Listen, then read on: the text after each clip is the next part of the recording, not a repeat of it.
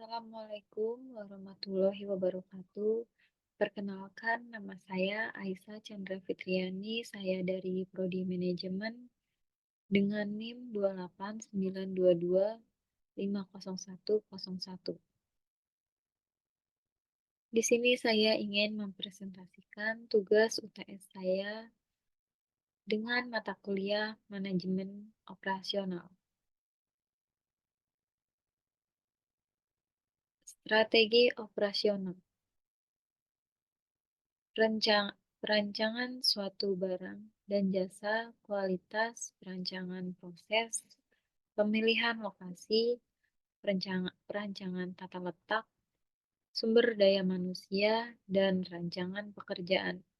Berikut manajemen rantai pasokan, persediaan, penjadwalan, serta pemeliharaan yang diterapkan guna menghasilkan tujuan yang efektif sesuai dengan strategi organisasi tersebut. Visi, suatu pernyataan menyeluruh tentang gambaran ideal yang ingin dicapai oleh organisasi di masa yang akan datang. Misi yaitu tujuan atau dasar pemikiran yang melandasi keberadaan suatu organisasi. Pernyataan misi menghasilkan batas dan fokus organisasi serta konsep dalam menjalankan perusahaan, di mana misi menyatakan adanya suatu organisasi.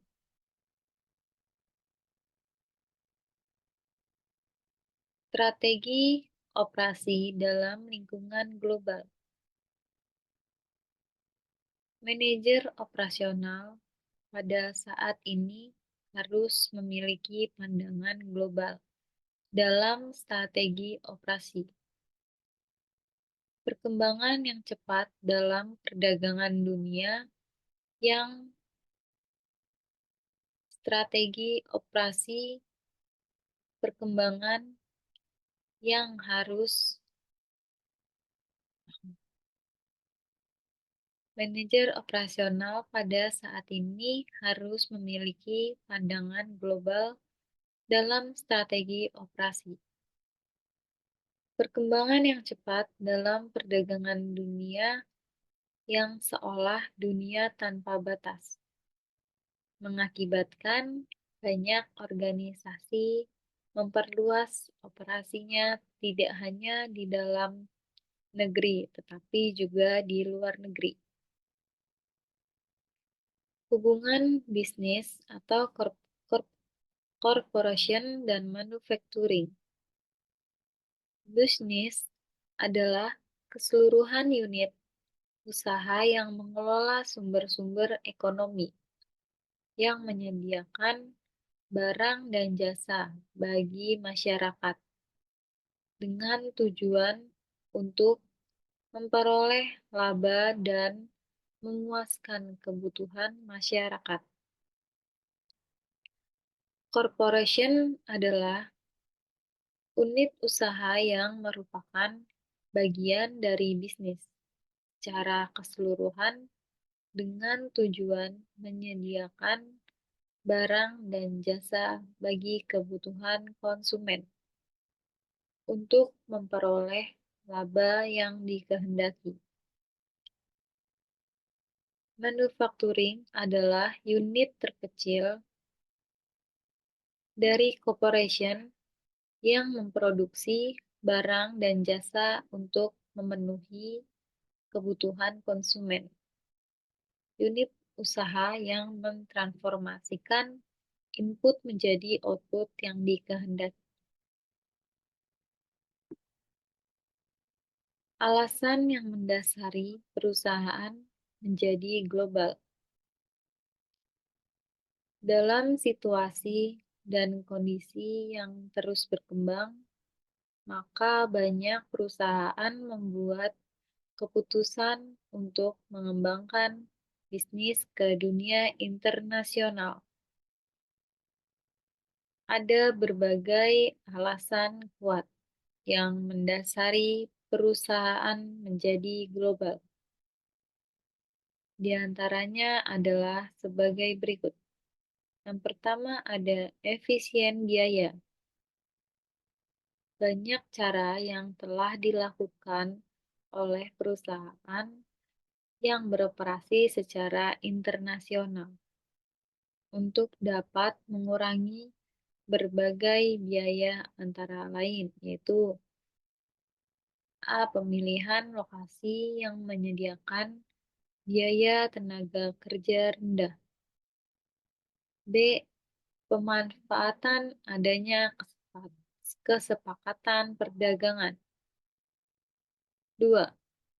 Perbaikan manajemen rantai pasokan dengan menempatkan fasilitas di negara di mana sumber daya tertentu berada, maka pengelola manajemen rantai pasokan dapat lebih terjamin. Yang ketiga yaitu pemberian produk yang lebih baik. Karena karakteristik produk yang diinginkan konsumen sangat bervariasi dan ditentukan oleh masing-masing lokasi. Maka banyak perusahaan yang beroperasi secara internasional menempatkan diri di negara di mana produknya dipasarkan. Misalnya disesuaikan dengan budaya yang berlaku. 4. Menarik pasar baru. Perusahaan yang wilayah pemasarannya di dalam negeri sudah terbatas, maka dapat memanfaatkan pasar luar negeri yang masih terbuka. 5. Belajar untuk beroperasi yang lebih baik.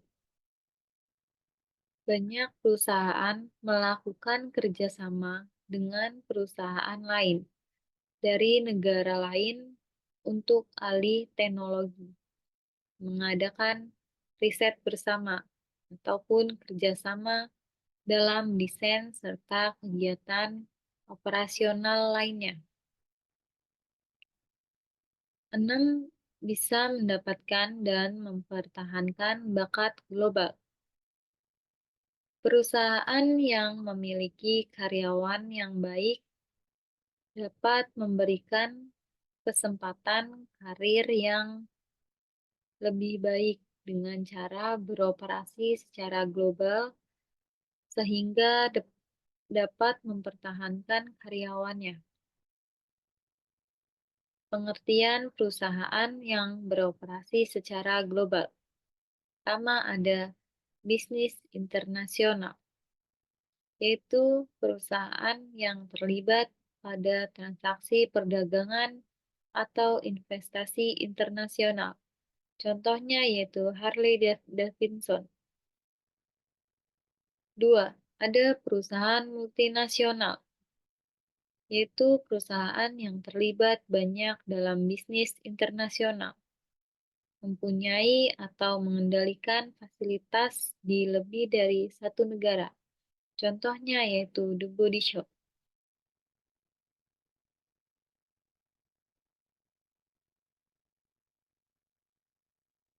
3. Perusahaan transnasional, yaitu perusahaan yang terlibat banyak dalam bisnis internasional, yang mana pengelolaan di tiap negara secara independen. Contohnya yaitu Nestle. 4. Organisasi global, yaitu organisasi yang menghasilkan produk dengan melewati lintas batas. Contohnya yaitu Hermes. Pertimbangan-pertimbangan utama untuk mencapai operasi global. Yang pertama yaitu ada desain produk global. Harus dengan diingat bahwa di setiap negara ada perbedaan sosial dan budaya, sehingga perusahaan harus memperhatikan berbagai hal. Misalnya kemasan dan cara pemasarannya yang mungkin akan bervariasi. 2. Desain proses global dan teknologi.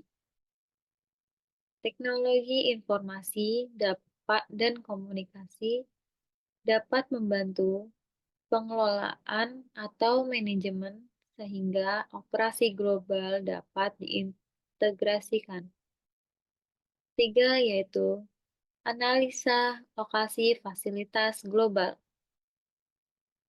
Menggunakan faktor kunci sukses untuk memilih negara, di antaranya dengan mempertimbangkan tingkat ekonomi, inovasi, jumlah penduduk terampil, teknologi, stabilitas pemerintah, pertanggungjawaban produk, pembatasan ekspor, kesamaan bahasa, etika kerja, tingkat pajak, inflasi bahan baku, tingkat bunga, dan jumlah penduduk dan ketersediaan sarana jalan.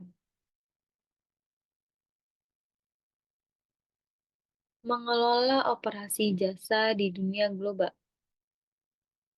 Pertama, ada menentukan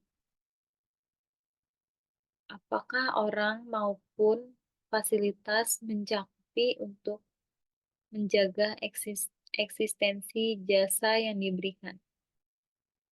Kedua, mengidentifikasi pasar asing yang masih terbuka yang tidak dikontrol pemerintah. Ketiga, menentukan jasa apa yang paling banyak diminati oleh konsumen luar negeri. 4. Menentukan bagaimana mencapai konsumen global.